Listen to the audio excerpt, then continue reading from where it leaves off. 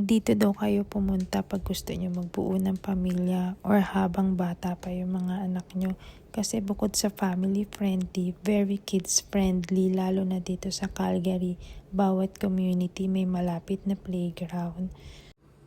Libre lang dito at all ages pwede rin maglaro.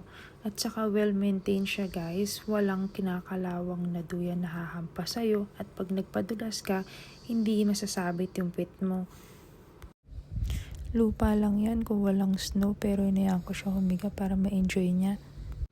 Sa ngayon, wala masyadong naglalaro mga bata dahil winter. Ini-schedule lang talaga namin kung kailan kami lalabas para makapaglaro sila.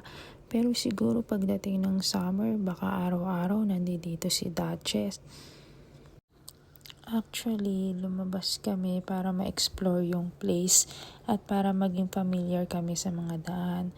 At saka bala kasi namin bumili ng tinapay. Pero yung tinapay namin, bakit naging 5 plastic na? Napasarap yata yung pagdampot namin ng mga bibilihin. Nakalimutan namin, wala pa nga pala kaming sasakyan. Halos lahat ng area dito may malapit na mall, supermarket, kaya madali lang bumili. Hindi mo rin kailangan mag-commute kung masipag ka namang maglakad. Ang mahirap lang dito kapag may kasama kang mga bata. Bukod sa madulas, mahirap pang huminga. So ayun yung uwian namin, halos 1 kilometer din ayon kay Google Map. Si Duchess, ini-enjoy na lang yung paglalakad pero nabibigatan na yan. Lalo na ako, dala ko pa si Empress. Tanaw naman mula dito yung building namin, kaya malapit lang yan. Puti na lang may dumaan na train kaya nahinto kami kahit sandali.